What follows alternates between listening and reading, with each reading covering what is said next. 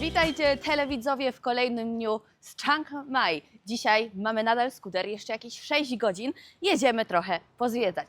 Plan ambitny, zobaczymy co wyjdzie. Musimy to po drodze przedyskutować, póki co jedziemy poszukać śniadania. Wyprowadzić tą skuter też wcale nie tak łatwo. Ktoś mnie tutaj przyparkował blisko, ale dałam radę. A tu co? Górka jakaś. Jest! Udało się odpalić. Tutaj jest to system bezkluczykowy i z tym czasami mam problem, ale udało się.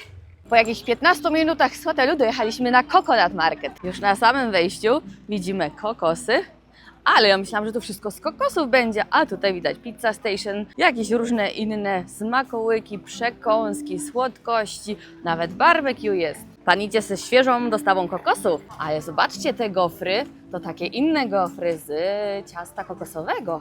Po jednej stronie są stragane, a po drugiej miejsce do siedzenia. Znaleźliśmy również przysmaki Marcina. Jaki piękny boczunio. Wysmażony, do tego sosik. Dalej mamy pierożki gyoza. Tu mamy grillowane meatballsy, ale w takiej postaci to ja jeszcze nie widziałam, żeby one leżały w sosie. Znalazł się i pieczony ziemniak z dodatkami. O kurczę, ja tu się zachwycam jedzeniem, a spójrzcie, jak przeszliśmy kawałek dalej w market. Jakie po drugiej stronie są widoki, czyli tam są jeszcze stragany jak weszliśmy, a tutaj już rajsko, raj palmowy, no. Ostatnio myślałam, że to taka duża, gruba kiełbasa, a zobaczcie, ona jest tutaj wypchana ryżem. To jest też ciekawe, nieczęsto spotykany widok w Tajlandii. Zastanawiam się, czy to jest naleśnik, bo jest napisane niby z czego to się składa, ale nie widzę jak pani to przygotowuje. Wygląda to właśnie na naleśnika, szynkę, dodatki i jajeczko na górze. Tu pan jaką michę ma. Co tutaj? A, tu są chyba podroby z krowy, tak? Co pan mi tu jeszcze zamieszał? To jest chyba golonka z krowy? Może być coś takiego? Pachnie w każdym razie bardzo dobrze.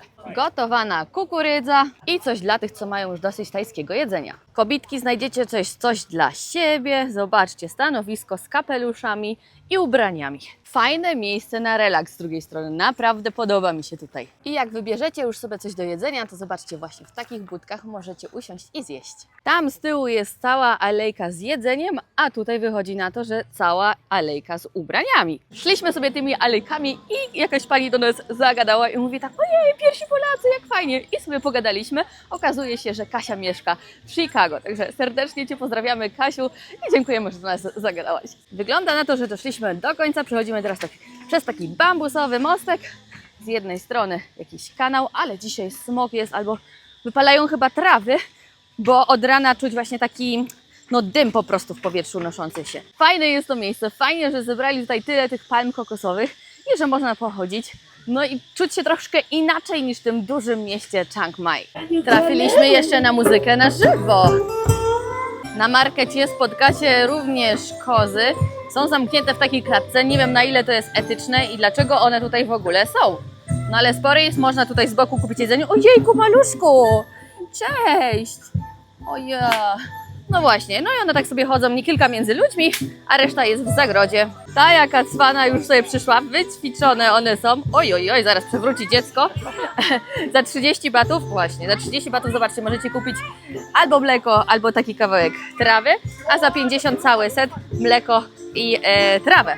Czyli to jest niecałe 60 batów, ale widać, one są już nauczone właśnie. Pan musiał wziąć dziewczynkę na ręce.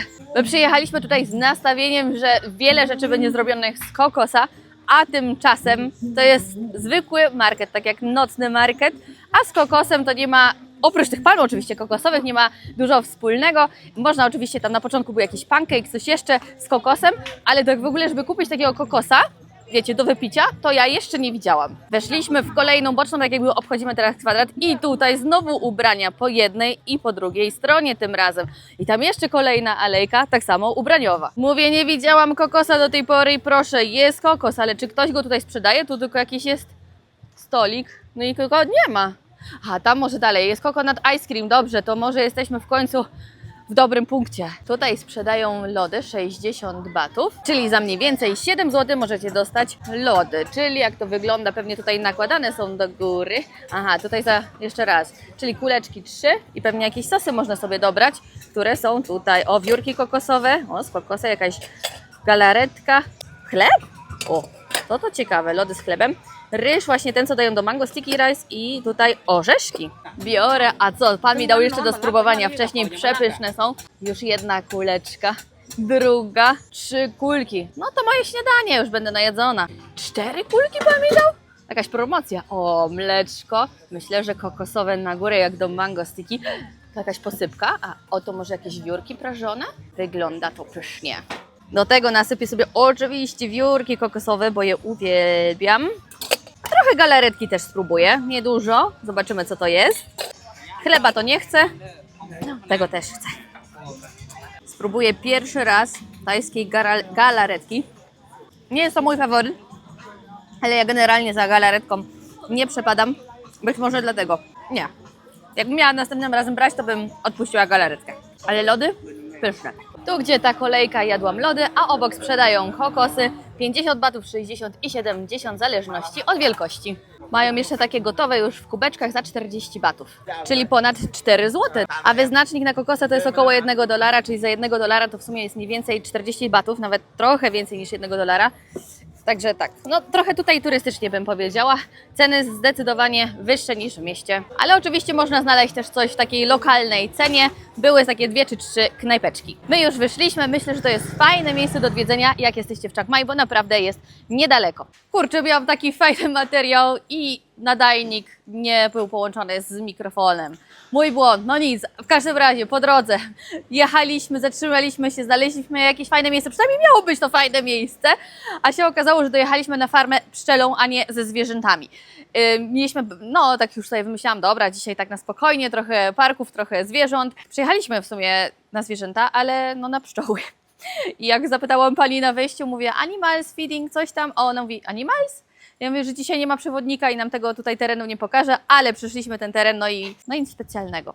Jeszcze na szybko wrócę, żeby wam to pokazać. Także tutaj weszliśmy, w sumie wyszliśmy obok, tam panie nas pokierowały, bo tutaj wszędzie są znaki. Tutaj przeszliśmy, także tak, mamy takie wejście. Może tutaj tylko mają część tej farmy. Co prawda, jeśli tak farma wygląda, to ja nie mam pytań, bo znaleźliśmy tutaj, jeśli się nie mylę, 4-5 uli. I no tak, więc raczej dużo miodu z tego to nie ma. Tutaj widać, że jakieś takie przygotowane te skrzynie, no ale nic w nich nie ma. I tutaj właśnie są te ule. O, jeszcze w pajęczynę teraz weszłam. I tutaj są te ule. 1, 2, 3, 4, 5. A, no to jest 6 w takim razie. No i to już koniec. Tam doszliśmy. Też tak wszystko zarośnięte. Ładnie w sumie tutaj zrobione, że to jest zielono. No ale poza tym jakby nic tu się nie dzieje. Także lekki niewypał. Muszę znaleźć to miejsce, do którego w sumie chcieliśmy jechać. Nie wiem, jak to się stało, że szukałam, już tak się cieszyłam, że jedziemy właśnie zobaczyć te zwierzątka no i widziałam jedną pszczołę. A tak nazywa się to miejsce. I oczywiście sklepik musi być z produktami. Tutaj mamy miód, gdzieś tam z drugiej strony widziałam wosk pszczeli, tak? Tutaj jakieś jeszcze inne, nie wiem czy to oleje, nie, to tak samo są miody, plastry miodu, tutaj wosk. Okej, mamy kolejny punkt na trasie, 4 minuty pokazuje skuterem, jedziemy. Dojechaliśmy na miejsce, ale z nami również dojechała jakaś grupa. Dojechaliśmy do Bay Orchid i farmy motyli. Idziemy zobaczyć do środka. Najpierw przyszliśmy przez taki sklepik, gdzie możecie różne pamiątki kupić. Tutaj na przykład z motylami, ze słoniami, ale głównie tutaj właśnie motyle i te orchidy, tak? Jeśli dobrze mówię, orchidea. Tata mnie tu poprawia po polsku, orchideę. Dobra, to orchideę. Idziemy teraz wejść właśnie, zobaczyć jak to w środku wygląda. I już na wstępie mamy orchideę. Jak one tutaj sobie rosną w takich małych koszyczkach spuszczone. A gdzie one mają wodę? Czy się je polewa po prostu od góry? Jak one tutaj sobie rosną? Sprawdziłam jeszcze raz na polskie, to oczywiście storczyki. Ja uwielbiam storczyki, w domu właśnie też miałam i bardzo długo mi się trzymały. Jeszcze jak mieszkałam w Niemczech, to przywiozłam taką zaszczepkę, takie odnogi w sumie do domu. I to był mój najlepszy kwiatek. Wtedy był chyba od serca, od przyjaciółki dany po prostu i stał w domu, aż w końcu wyrosły mu te wszystkie takie, wiecie, pędy. No i się wystał. Ale tutaj, że one tak rosną, bez tej ziemi, bez tego torfu, czy czego ja się tapocuje, po prostu tak, w takim koszyczku tylko. Nie wiem, czy one codziennie są tak naraszane tutaj z góry, żeby po prostu, o jest motyl! Mamy motyla pierwszego! Przechodzimy dalej, po jednej, po drugiej stronie jakaś rzeczka płynie. Mamy farmę motyli. Idziemy do środka zobaczyć. Już widzę przez te łańcuchy, że coś tam nam lata. Jocie, jestem w raju. Ale pięknie. One tam sobie siedzą na siatkach. Ale super. Ojejku, i tu obok mnie jeden. A tutaj jest pokazane, najpierw są jajka, później larwa. Larwa w takim osłonięta. Później z tej larwy, pupa, wychodzi taki mały motylek, rozwija się. Mały motylek, no i mamy dużego motyla. Jocie, niesamowite. Zobaczcie, gdzie usiadł motyl. Tacie na głowie. Ja. Ale... O kurczę. A co on tam zobaczył? Tata mówi, że też mam. O kurczę. Ja. Motylku, czego ty tam szukasz? Kolorowy czy jaki? Nie wiem, co on wyczuł, ale tak mnie gilgocze. Coś tam spija, może sól, ja nie wiem. Bo spocona to jestem dzisiaj. Motylku, już dobrze, leć sobie. Bo mnie gilgocze.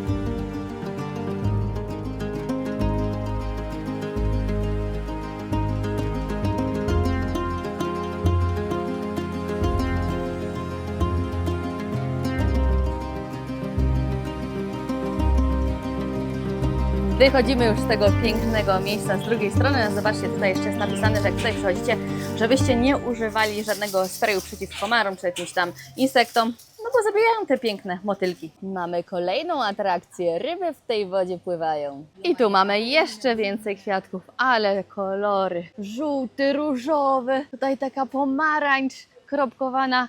Ten to już bardziej polski mi się przypomina. Ten też. I dopiero teraz zwróciłam uwagę, że one troszkę inaczej rosną. Te liście mają inne, korzenie też tak jakby trochę bardziej rzadsze, nie takie grube, a jakby u nas one są takie sztywne i grubsze, większe. A tutaj jak palma trochę to wygląda. Ten jaki ciekawy. A z tej strony mamy restaurację, można coś zjeść, jak ktoś głodny, bez obiadu czy śniadania. A po wyjściu z restauracji mamy jeszcze taki mini wodospad.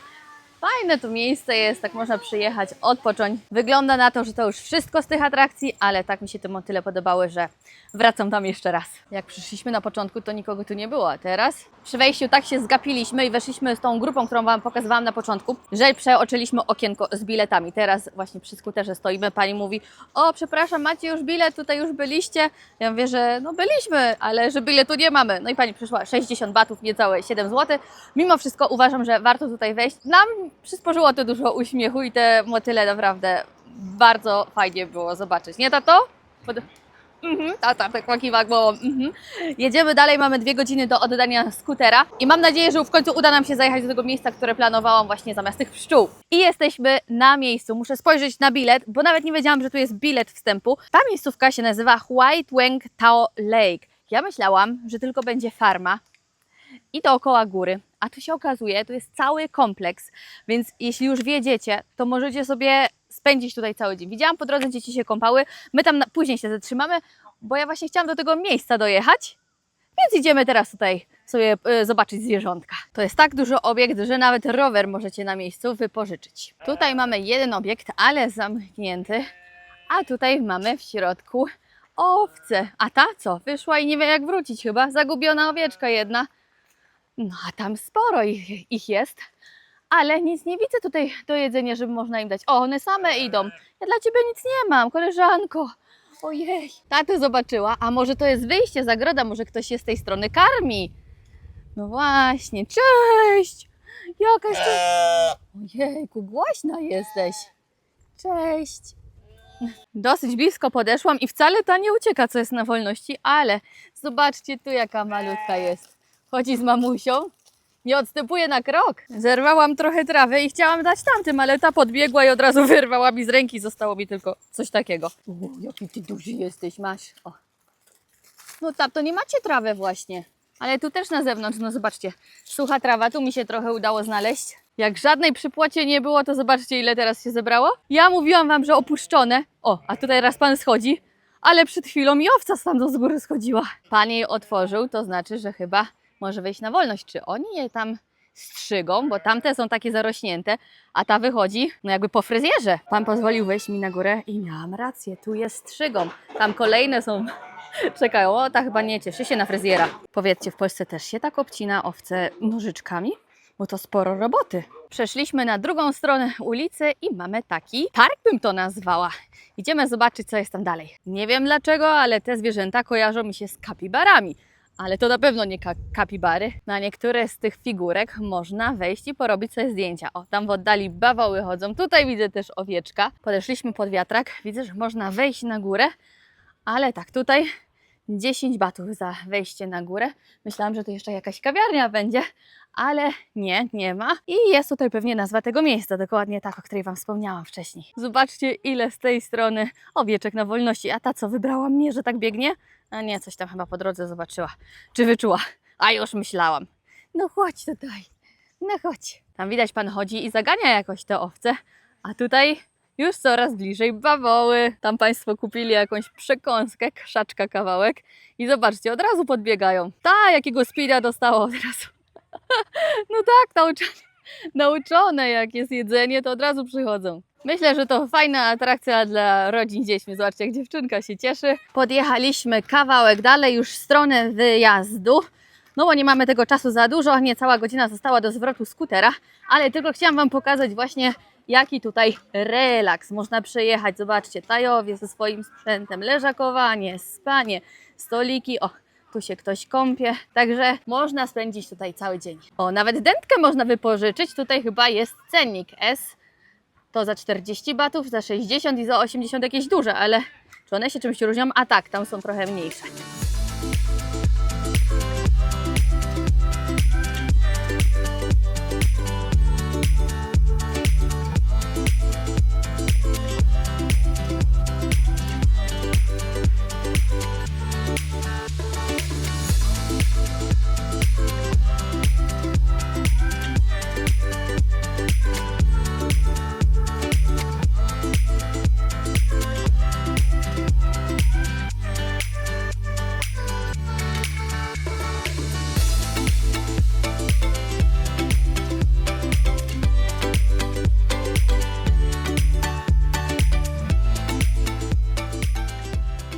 Zobaczcie, zajechaliśmy na stację i pozostawiane, nie ma benzyny. A benzyna kosztuje prawie 4,50 w złotówkach. Tankujemy, trochę wyjeździliśmy, pan tu nam tankuje. Po ile teraz tutaj benzyna? Chyba było 41,80 i 41,40 w batach za litr benzyny. To już jest podwyżka o ile? 5 batów? W ciągu kilku dni, 2, 3, 2 litry, ponad 2 litry zatankowaliśmy, w złotówkach jakieś 10,30. Przyjechaliśmy oddać skuter, pan jeszcze go dookoła obszedł, dokładnie obejrzał, no ale dzisiaj nic się nie stało. Tak. Tutaj wypożyczaliśmy skuter, wszystko się zgadza, pan zadowolony, my zadowoleni. Także możemy Wam polecić. Na jeden dzień, co prawda, tu miał pan cenę 300 batów, ale jak dzwoniłam przez telefon, jakaś pani odebrała, powiedziała 250, więc finalnie zapłaciliśmy 250 batów. Za płatność kartą dodatkowo jest 4%, ale jest taka możliwość, także też dobrze. I jako depozyt można było zostawić albo paszport, albo 3000 batów. No my wybraliśmy 3000 batów i do tego jeszcze pan zrobił skan naszego paszportu. Przyszliśmy do Seven na kawę, a w Seven nie ma kawy. Za to mają moje ulubione danie z Seven, więc je biorę, żeby nie tracić czasu. Bo planuję zaraz iść na basen i leżeć tam do zachodu słońca. Nie ma jeszcze 17, więc jest teoretycznie prohibicja. Zobaczmy, czy to też mają dzwoneczek. A tu nie, ale czekaj. Tu jest Ale zawieszony. No, nieźle. A na deser biorę jeszcze sernik. Szybka zmiana stroju była, jestem gotowa na basen. Dzisiaj pustki, tutaj widać też coś robią, ale nad tym basenem nikt nie leży, a może kąpać się nie można? Nie było krzesła, jest już krzesło. Przywlokłam je z panią, właśnie pośmiałyśmy się. Ona mówi, że ja mogę iść na górę, że ona ma dla mnie na górze te krzesło. Ja mówię, ale ja chcę tutaj przy basenie. Ona mówi, dobra, to już Ci pomagam. No i przyniosłyśmy. I właśnie tutaj za mną jest taki inny, mniejszy basen, jest też znacznie czystszy, więc ja też preferuję ten. Och, ale fajnie. Trochę odpoczęłam na tym basenie. Słońce już na nim zaszło.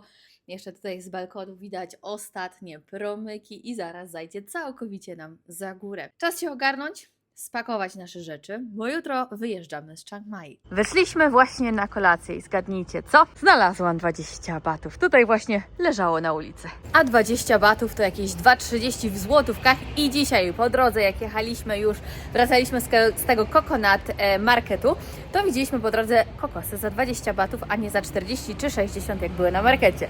Mieliśmy tylko szybko wyjść coś zjeść i do pokoju, a tutaj się okazuje, że przy głównej bramie jakaś impreza.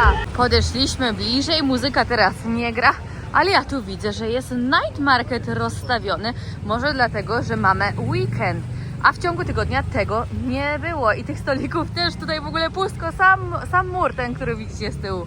Zobaczcie, co tutaj mamy. Indiańską kuchnię. Właśnie pani powiedziała, że za darmo tutaj mi rozdaje. I dla taty też taka porcyjka. Bierz, tato, bierz. Ja zadowolona, bo uwielbiam indyjską kuchnię. Namiastka indyjskiej kuchni, jak ci smakowało? Dobre, ostre. Ostre. Okay. Tak, tata miał teraz namiastkę indyjskiej kuchni. Moim zdaniem chyba nigdy w życiu nie próbował jeszcze indyjskiej kuchni, a tym bardziej takiego dania. Zjedliśmy ze smakiem. Tutaj jest wejście na Stare Miasto, a dookoła koncert.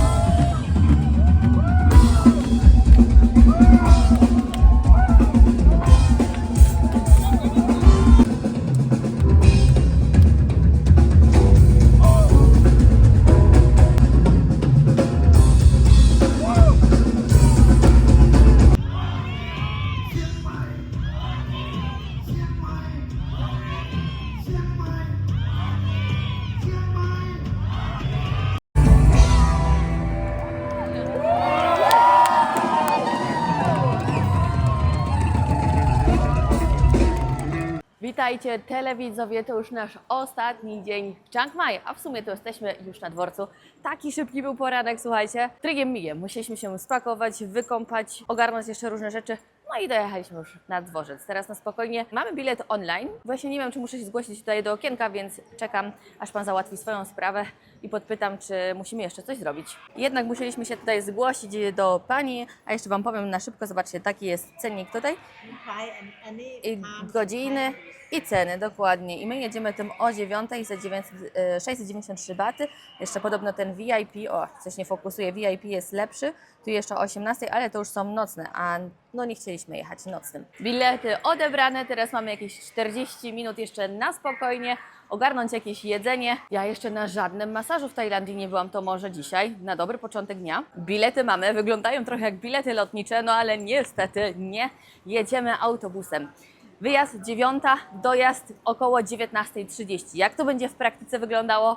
To się przekonamy. Jeśli się nie mylę, to podjechał właśnie nasz autobus, ale my mamy jeszcze chwilę, więc idę poszukać czegoś do jedzenia. Tam widzę u pani zupa w kotle się gotuje. Tutaj jakieś gotowe dania już skomponować można z ryżem. Na terminalu 3 mamy również kawiarnię, sklepik. To mi wygląda na kiosk z pierdółkami, o, i z książkami w środku również po angielsku. Tutaj kolejny sklepik. I tutaj jakoś lokalnie wygląda. Co tutaj można kupić? Zupkę chińską, tak, znaczy tajską. O, tu ładne danie pan ma. Aha, to jest pewnie cennik. No i dania, tylko że wszystko jest po tajsku. Nie tylko nasz odjeżdża do Bangkoku, mamy tutaj 8:30 i jeszcze stoi. To akurat jest z firmy Sritavong Tour. Z tego co podejrzałam, to całkiem nieźle to wygląda, a ChatGPT mi jednak odradził, żeby tym jechać. Obeszłam całą stację, widzę, że do naszego autobusu już się pakują, a ja jedzenia nadal nie znalazłam. Przy oddawaniu bagażu dostaje się zawieszkę i numerek, trochę jak też w liniach lotniczych. Numerku jednak nie dostaliśmy, ale taką zawieszkę właśnie na plecak. Jeden plecak, ale jest napisane 2 bagaże. Pan dowiesił i na drugi plecak, także wszystko już się zgadza. Dałam pani bilecik, prowadzi mnie na miejsce. Kopunka, elegancko, sporo tego miejsca, widzę wtyczki USB też są porobione i można rozłożyć fotel. Ale dobra, próbuję stąd wyjść, bo kolejka cały czas jest, ludzie wchodzą, a ja nadal idę szukać tego jedzenia. Podjechał właśnie z drugiej strony tak samo autobus do Bangkoku i to jest najbardziej polecana firma, ta Nakhon Chai Air. Z zewnątrz nie wygląda na taki luksusowy, jak go reklamują, ale w środku może kto wie. Nam się nie udało dostać na niego biletów, jak chciałam kupić, to został tylko jeden, więc zdecydowaliśmy się na tą inną firmę. Zdecydowałam zamówić ją w tej restauracji i tutaj nie mówią po angielsku. I tak samo jak poszłam w innym miejscu zapytać o firmę, o autobus, to tak samo pani siedziała, która jakby wydawała te bileciki, wpuszczała na pokład, też nie mówiła po angielsku. To jest dla mnie ciekawe, bo w sumie w takich miejscach ludzie zazwyczaj mówią po angielsku, bo wiadomo, tutaj jest sporo turystów. Jedzenie odebrane, mam nadzieję, że się dobrze zrozumieliśmy. Lecę do taty. 2 porcje 115 batów, czyli jakieś 13 zł. To spójrzmy jak wygląda. O, jak wygląda pięknie jajeczko, też widzę dobrze usmażone. Zaraz otworzę drugą porcję. Zobaczmy co tutaj jest, się skrywa. O, prawie to samo. 2 bardzo podobne dania, jedynie tutaj widzę właśnie ten czosnek, a drugie miało być moje z bazylią tajską, czyli chyba jednak się nie do końca zrozumieliśmy. Jak kupowaliśmy bilety 2 dni temu, zostało tylko 8 wolnych miejsc. I teraz tak liczymy, że 6 nadal jest wolnych, to znaczy, że kupiliśmy 2 i nikt po nas już nie dokupił. Mamy już 15 minut spóźnienia. Panie jeszcze tutaj coś kombinują przy stoliku. Nie wiem, czy na kogoś czekamy, czy o co tu chodzi. Pani jakiś numer wybrała, to może dzwoni do Spóźnialskiego. Wczoraj była na mieście impreza, to bym się nie zdziwiła, gdyby ktoś zaspał. Lekko z ponad 15-minutowym opóźnieniem udało się ruszyć. Mamy w ogóle szczęście, że wyjeżdżamy. Zobaczcie, jaki dzisiaj jest smog i od rana, już od wczoraj było czuć wypalanie traw. A tutaj co to za procesje, jakieś święto dzisiaj mają? Tej procesji końca nie widać, a oni właśnie zablokowali nam tutaj drogę wyjazdową. Jest, ruszyliśmy, pani policjantka zrobiła porządek. Jacie, ile ludu! Ale ciekawie są poubierani, skojarzyło mi się to z Indiami. Młode dzieci pomalowane, ładnie poubierane, na koniach, tutaj kolejne. Niecierpliwe te niektóre konie. A może one tańczą w rytm muzyki? Chyba tak, do bębnów. Ale numer. Pani chodzi i rozdaje wodę, kopunka. Zobaczcie, jaki dzisiaj jest smog. A jak przyjechaliśmy do Chiang Mai, to tego nie było. To musiało się teraz wydarzyć w ciągu tych ostatnich dni. I w Pai też było pięknie czysto. A właśnie od tych 2 dni czuć już, jak się otwierało balkon rano, taki smród, wiecie, spalenizny po prostu, wypalania.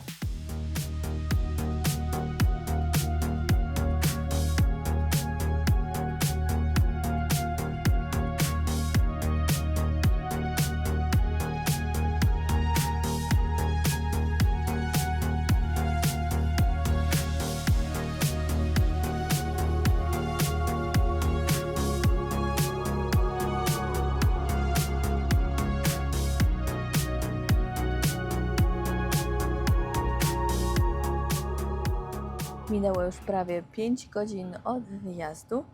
Ja przespałam tę drogę całą.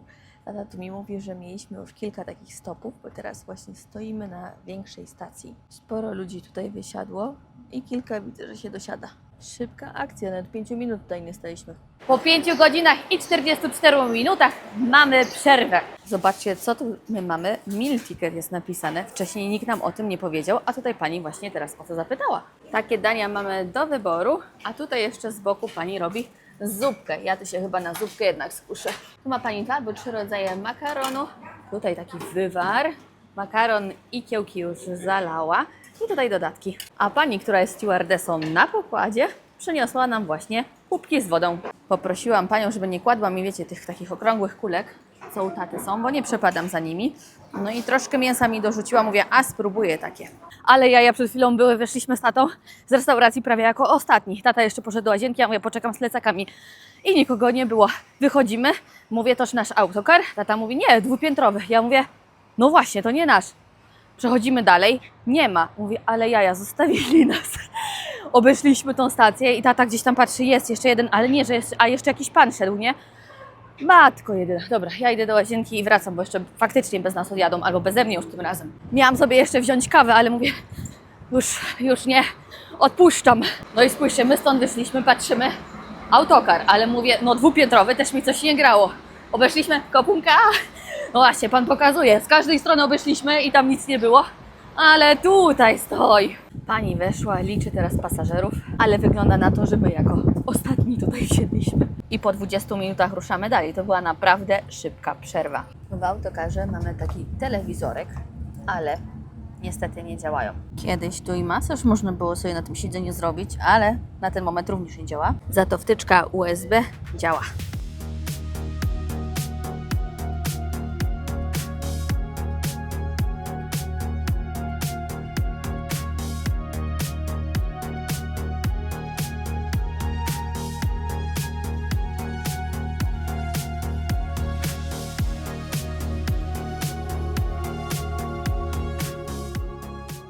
Dojechaliśmy do Bangkoku 11 godzin bez 7 minut. Co za trasa? 700 km, a dla przypomnienia z Polski do Bangkoku lecieliśmy niecałe 9,5 godziny.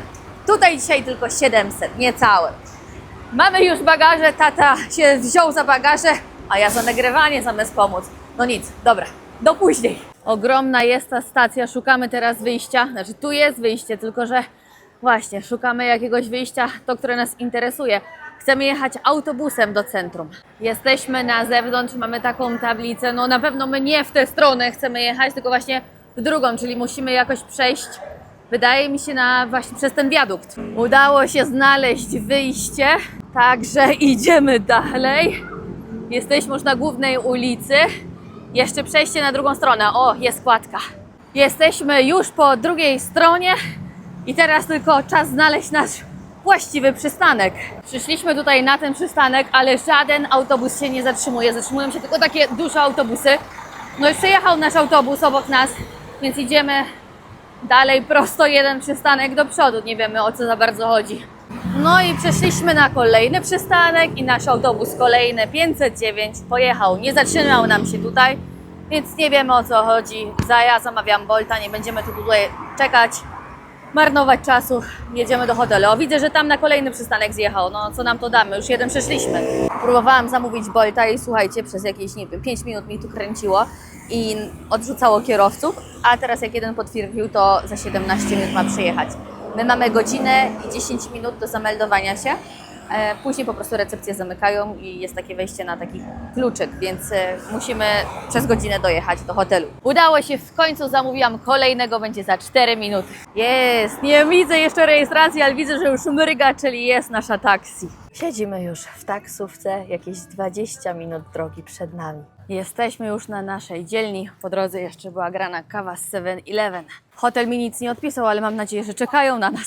Wróciliśmy na stare śmieci do Bangkok Canal Home. Jest jeszcze ktoś na recepcji. Tak, poczekała pani. W sumie jeszcze mamy pół godziny do 22. Pani nas poznała, dała klucz. Tym razem na 3. piętro musimy się wdrapać. Super, 3, czyli wyszło, że to 2. piętro, pokój. Pokój akurat 136. I znowu nam przypadły 4 łóżka. Ładny upgrade nam tutaj robią. Tata już zmęczony, ja zresztą też. Chyba trzeba trochę tu przewietrzyć. Stolik jest. Łazienka. Coś tu nie działa. Łazienka jest.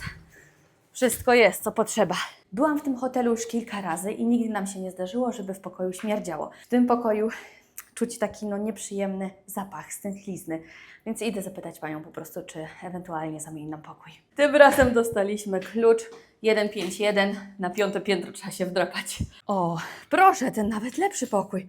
Jedno z nas może tutaj się wyspać i od razu nie śmierdzi. Nie no, super, przeniesiemy się Trudno, że trzeba się wdrapać na to 5. piętro, ale tak, łazienka, podobnie, kibelek, prysznic, ciepła woda i klimatyzacja. Zostajemy tutaj. Wszystko przenieśliśmy. Ja cię, zmęczenie wychodzi, plus też te schody jeszcze. No nic, ale jesteśmy, nie wiem czy wspomniałam, 565 batów, czyli jakieś 64 zł. O, relaks. Tata został w pokoju, ja jeszcze idę do 7-Eleven po coś do jedzenia, no i coś do picia. Co prawda w pokoju mamy wodę, znaczy nie w pokoju, ale na każdym piętrze właśnie w tym hotelu jest woda pitna, także można sobie nalać czy zimną, czy gorącą. Misja zakończona powodzeniem, mam 2 tosty, mój ulubiony z serem i nowość o smaku pizzy hawajskiej. Zobaczymy jak smaku. Uwielbiam być w Bangkoku i uwielbiam ten klimat tutaj właśnie nad kanałem. Nie same tosty kupiłam, do picia też coś się znajdzie. Tu mamy kolę, lód, zera. A to gdzie to? No i pożegnanie z Bangkokiem. I to dobre pożegnanie z Bangkokiem. Jutro wyjeżdżamy. Szybko minęły 2 tygodnie. Och, chciałoby się zostać w tej Tajlandii jeszcze dłużej, ale cóż, kolejne przygody czekają. To siup.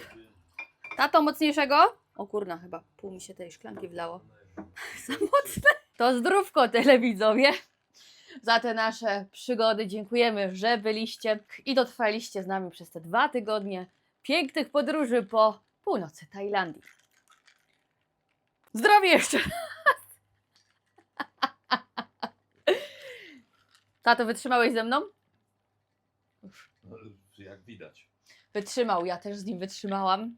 Myślałam, że nie damy rady we dwoje, a tutaj proszę, taka niespodzianka, bym powiedziała, że było nawet, znaczy o wiele lepiej niż ja się spodziewałam. Proszę, proszę. Cieszy mnie to niezmiernie. Trzeba częściej wyjeżdżać. Test tosta o smaku pizzy.